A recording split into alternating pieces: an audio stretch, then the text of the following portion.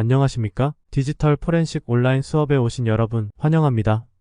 오늘은 임베디드 기기에서 데이터를 수집하는 방법에 대해 살펴보고자 합니다. 특히 스마트폰에서 데이터 수집하는 방법에 대해서 설명하고자 합니다. 임베디드 시스템이란 특정 기능을 수행하도록 개발된 소프트웨어가 하드웨어에 내장되어 특수한 용도로 사용되는 컴퓨터 시스템을 말합니다.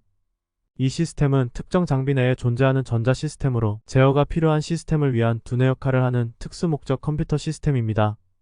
처음에는 특수한 기능만을 수행하는 소프트웨어가 내장되었으나 점차 다양한 기능을 할 수 있게 운영체제가 내장되었으며 기능을 업그레이드할 수 있게 되었습니다. 임베디드 시스템은 업무용, 가정용, 산업용 기기와 같이 다양한 분야에서 사용되며 교통 시스템, 의료기기, 가전제품, 스마트 기기 등 우리 생활 곳곳에서 활용되고 있습니다.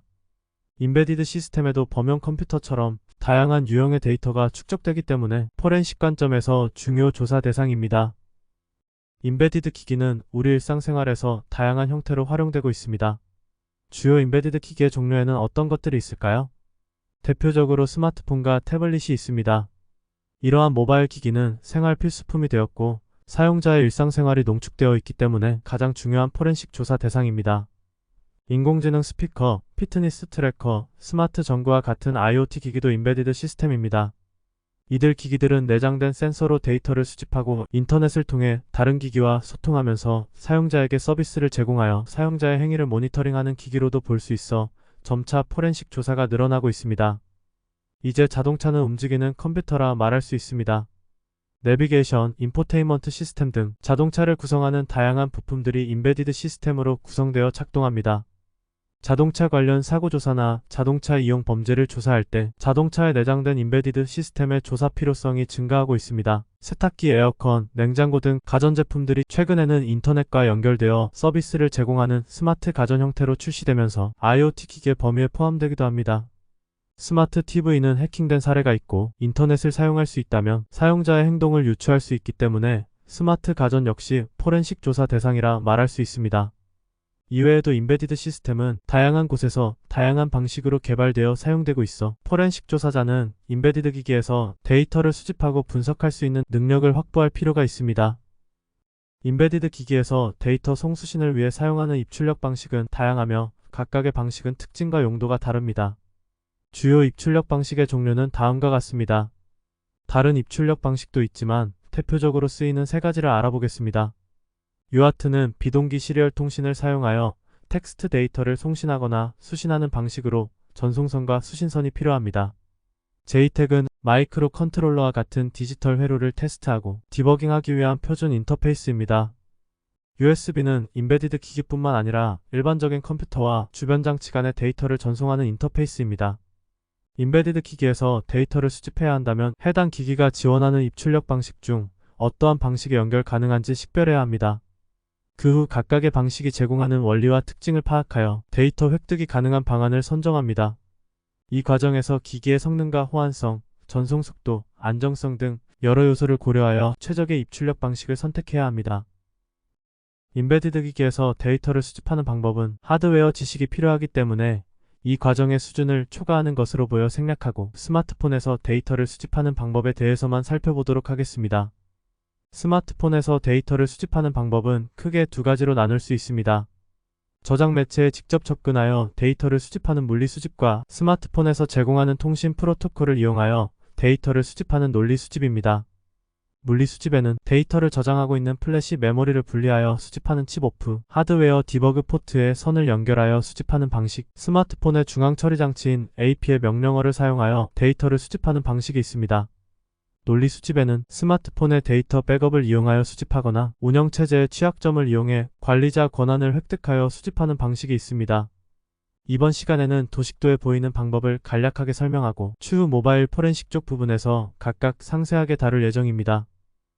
물리 수집은 디바이스의 물리적인 데이터를 직접 추출하는 과정을 말하는데 여기에는 다양한 방법들이 존재합니다.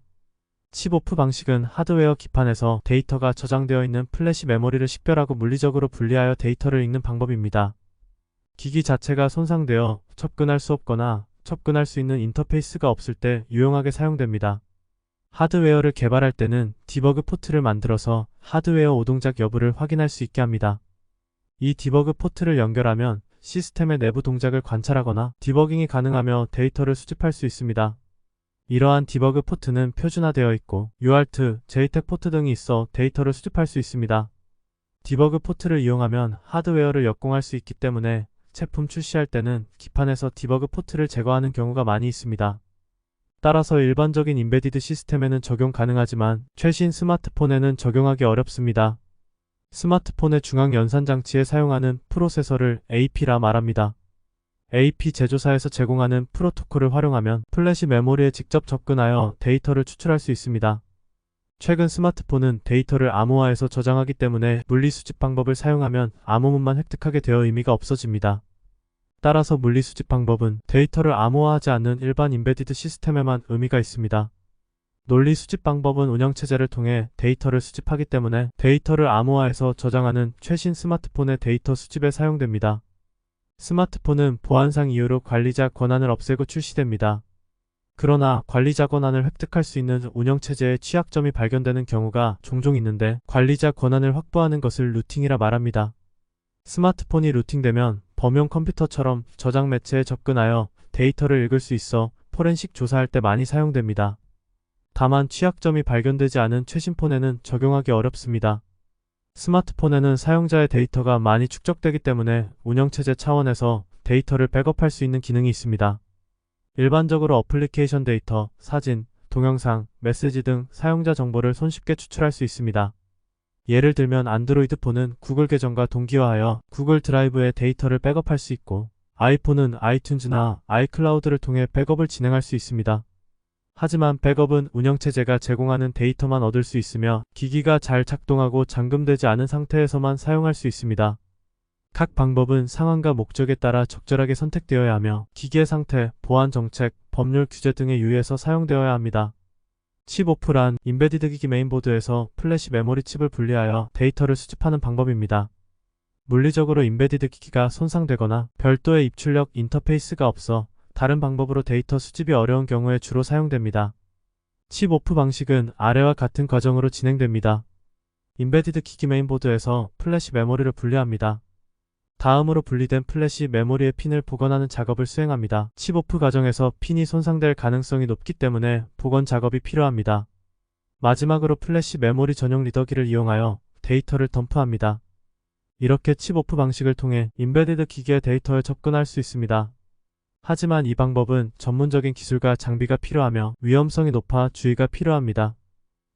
디버그 포트 방식은 장치 내부를 직접 접근하여 데이터를 수집하는 것을 가능하게 합니다. 하지만 최근 출시되는 기종들은 대부분 디버그 포트를 삭제하여 출시되기 때문에 활용하기 어려우며 구형폰 또는 일반 임베디드 기기에 주로 적용됩니다. 디버그 포트를 활용한 데이터 획득 과정은 다음과 같습니다. 임베디드 기기 내부에 디버그 포트가 남아있는지 확인해야 합니다. 디버그 포트가 남아있는 경우 해당 포트에 호환되는 장비를 준비하여 연결합니다. 마지막으로 연결된 장비를 이용하여 임베디드 기기의 내부 데이터에 접근하고 필요한 정보를 수집합니다. 이처럼 디버그 포트를 이용한 데이터 획득 방법은 장치 내부 데이터에 직접 접근하여 수집이 가능합니다. 삼성이나 퀄컴과 같은 AP칩 제조사에서 제공하는 프로토콜을 활용하면 스마트폰에서 데이터를 수집할 수 있습니다. 제조사별로 펌웨어 관리를 위한 비공개 프로토콜이 존재하며 이를 통해 스마트폰 부팅 과정에서 특정 모드에 진입하여 플래시 메모리 영역의 데이터를 수집할 수 있습니다. 스마트폰은 보안상의 이유로 운영체제의 관리자 권한을 제거하고 출시됩니다. 그러나 관리자 권한을 확보할 수 있는 취약점이 존재하는 경우가 종종 있는데 관리자 권한을 확보하면 플래시 메모리의 모든 데이터를 수집할 수 있습니다. 안드로이드 폰의 경우 관리자 권한 확보를 루팅이라 말합니다. 루팅을 할 수 있게 해주는 앱을 따로 설치하거나 커스텀 펌웨어를 플래싱하는 방법이 있습니다.